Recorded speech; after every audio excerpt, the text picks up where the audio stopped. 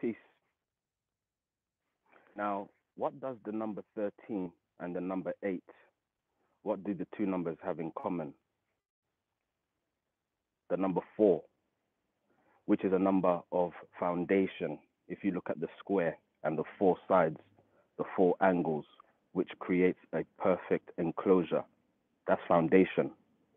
So the number 13, obviously, you know that I deal with 13 signs astrology that equals 4, 1 plus 3. Now, if we were actually to study the number 13 and what it's all about and try and figure out why it is demonized, you have to look at the numbers 1 and 3 and 4. So as I just explained, the number 4 is one of foundation, one of completion in a sense. Although I'm going to talk about the number 3 and its relation to completion, but you can say that number 4 is, completion, but a firm foundation, firm ground, not the sandy foundation, but the firm rock foundation, as Jesus explains. That's the number 4. Number 1 is yourself. It's about you. 1, as in the first house, yourself, the very self you are. That's number 1. Whether you say it's initiation, whether you say it's the beginning, whether you say it's you, yourself, the number 1 is all to do with you, the ego, and the beginnings of yourself. And then you have the number 3. The number 3 is one of the world, or one way you start extending yourself out of yourself. So where you have the number 1, as in the first house, which is to do with yourself, you then have the number 2, which is to do with your values, partnerships, the second house, be it money, be it your self-worth, your sacral chakra. And then you have number 3, the third house, which is to do with others. And they'll say even your siblings, other people close to you, but I will say the world. So number 1 is to do with the ego, self. Number 3 is to do with others, or the accumulation of yourself and others, the world. So put those two numbers together, 1 and 3, yourself, the world. So if you apply yourself to the world, you can create a foundation, a solid foundation. So if you apply the 1 and the 3, you create the 4. 4 being foundation, 1 being yourself, 3 being the world or others. So that's the number 13 in essence. It's one of perfection, one of transformation, one of humiliation. And why would I say humiliation? Well, let's look at the 8th house. And I'm speaking astrology here. So if you're not sure what I'm talking about or you'd like more information, simply head to www.galeos.guru. So you have the 8th house. The 8th house is ruled by Pluto, Scorpio, which is one of death, transformation. Okay? And if you wanted me to prove to you the relation between the number 13 and the number 8, as I said, 13 is one of transformation and humiliation and applying yourself to the world to gain that foundation. And number 8 is one of transformation. Now, if you look at the tarot, for those of you into tarot, you will notice that the card number 13 is one of transformation, one of death, and it's ruled by Scorpio. So there's the link already. Scorpio rules the card number 13. Scorpio rules the 8th house. The 8th house is all to do with transformation, be it transformation through physical death, be it transformation through spiritual, emotional death. But it's always about birth, death, and so forth. However minuscule, however big, it's all about the transformation, all about alchemy. So it's a house that is made up of humiliation. Because you see, in order to transform, you need to be humble. You need to surrender. You need to humiliate yourself. Because remember, the word humiliate contains the word humility, which is to bow down to serve, to accept, to surrender. So when you're dealing with the eighth house or eighth house matters, or when you're dealing with the number 13 or 13 matters, you will find that you are dealing with transformation of self, the metamorphosis of self. And that is why the number 13 is demonized. That is why it's considered an ominous number. Because if each and every one of us were to transform, to be consciously aware of our transformation, potential, and purpose, we would be ever so powerful. We wouldn't need rulers. We would all be rulers. So those who rule us and have ruled us all these times have made sure that we are not consciously aware of our potential and purpose to transform. Because once we transform, they are no longer needed. And this is why Jesus, for example, was a threat to those of the Sanhedrin, the priests, the Pharisees, the Sadducees, and scribes. That is why. Because transformation is such a powerful and dangerous thing to those who want to keep you oppressed and old. So you need to humiliate yourself. Now, why do I say humiliation ritual? Well, you have to look at celebrities, for example. People, of course, due to pop culture, speak,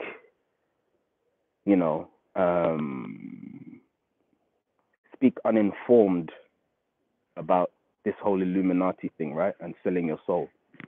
It's not as spooky as you've been told, people. You sell your soul every day until you perfect yourself.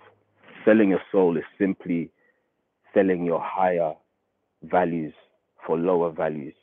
So if I was to steal, or if I was to swear, or if I was to lie, I would be selling my soul. It's as simple as that. It's not that deep.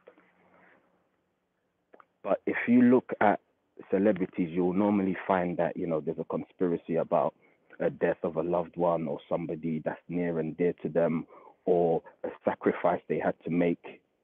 And the key word here is sacrifice. Sacrifice. What do they say Jesus did when he was crucified? They say he was sacrificed. That was Jesus' eighth house moment, the crucifixion. And what I'm explaining here in regards to transformation and humiliation is the crucifixion. So when you're thinking of the eighth house, when you're thinking of 13 signs astrology or the number 13, you are thinking of the crucifixion and the transformation of yourself from the lower to the upper, from the worse to the better. That is literally 8 and 13.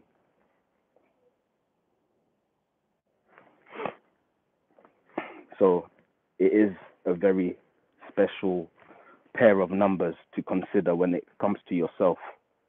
Because 1 is yourself, 3 is the world, which equals 4, foundation, and then you have the number 8, which of course we all know is abundance and infinity of abundance.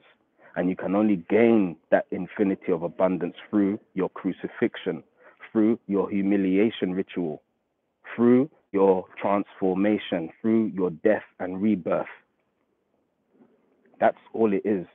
When you hear of this celebrity who sacrificed this person, who did this dance, who did this, drank this whatever fluids of this woman or witch in order to do this ritual and this sacrifice, a lot of the time you'll find people that it was simply a transit in their chart. If you look at the celebrities' charts, you will see what's going on in their charts. And again, if you look at the true 13 signs, you will know what's going on in their chart. And normally what you'll find is this crucifixion, this sacrifice in order to gain, be it somebody, be it something, and be it yourself even, your old self. Because we all have to make sacrifices. It's just that when you see some things which may look a bit too connected or too whatever, or too fated, you then say, oh, this person did this, that, and you hear all the hocus pocus stories. Now, I'm not saying for one moment that none of these things do happen, but a lot of the time, people, i.e. celebrities, are accused of things that are just absurd and quite insulting and offensive, actually. Because, for example, if I was to tell you what's going on in my chart, or if you were to study my chart and you understand the 13 being the light, the enlightenment, the illumination, the culmination, which I'll get to in just a moment, but let me finish here. If you were to study my 13 signs chart, or anybody's for that matter, you will see what I'm talking about in terms of the crucifixion, the sacrifice, the transformation, and then the abundance thereafter. If you succeed by going through your crucifixion. So somebody may, blow up in terms of money or in terms of fame or in terms of security or love. And at the same time, somebody departs their life or they have an injury or something happens, right? And people will be saying, you see, they sold their soul to the devil. They went to this witch and paid how many grand and whatever. And all this nonsense, right? Oh, yeah, they're wearing this color. They're doing this code. They're making this hand sign, etc., etc. When they could have just looked at that person's chart and more than likely, probably 8, 9 times out of 10, they would have seen that whatever occurred, depending on that transit, particularly if it's a slow moving planet like a Uranus or a Saturn or a Neptune, Pluto even, and then the other asteroids, you'll probably find that there were fated events that this person had incarnated for, just to witness and experience. And here people on the outside are not knowing what this person is going through, the pain they may be going through because it's a crucifixion. They're getting nailed to the cross. And remember, when Jesus was getting nailed to the cross, people were laughing at him. People were spitting at him. People were accusing him of being a devil and whatever. That happens to all of us. That happens to me. That happens to you when you go through your 8th house matters, when you go through your crucifixion, when you realize you're number 13. That's what happens to you. So you can relate to that crucifixion of Jesus because you've been crucified. And you've had people who do not understand or know your plight and why you're going through your plight, accusing you of things or not understanding you, when it all could be easily understood on paper if you were into metaphysics or you understood the fact that you are a conscious sentient being unlike the other animals which you therefore eat. So you are able to consciously understand what's going on bigger than us. That's why God said don't judge, because you don't have a clue what's going on. And even myself, studying what I study, knowing what I know, I still have no clue. But I probably have more clue than most people going around in society. So just be aware that when let's talk about, for example, Jay-Z. Jay-Z, funny enough, is a Scorpio. So he's all about the 13 and the number 8. Bear in mind, he made the what album 444? 444 equals 3. 4 plus 4 plus 4 equals 12. 1 plus 2 equals 3. So again, the world, and then the number 4 for foundation. So Jay-Z is very much into the occult because that's what he's all about. That's what his personality, his sun sign, his school is all about. He's a Scorpio. So remember what happened with him and the attack from his sister-in-law in the elevator with his wife, etc. That was a humiliation ritual. And I would like to know exactly actually how long before he brought out 444 that happened, because that was a ritual. He went through an 8th house ritual. He had to be humiliated to be transformed, because only by him being beaten and humiliated worldwide was he able to now introspect, to look in, because he had no choice to look out, because he was shamed. It was a very big embarrassment. It was such a shameful thing. So now he has to go within and look on the inside. And I'm sure he gained a lot of wisdom by going through that crucifixion, by going through that humiliation ritual that people will say, oh, he sold his soul to the devil. They had to do this, blah, blah, blah, blah, blah, blah, blah. They even say with Rihanna and Chris Brown, both of them went through an 8th house matter. Both of them went through a 13 matter. They went through a transformation. And people may say, yeah, it's a bad thing that happened to them. Well, it's usually the bad things that get us transformed.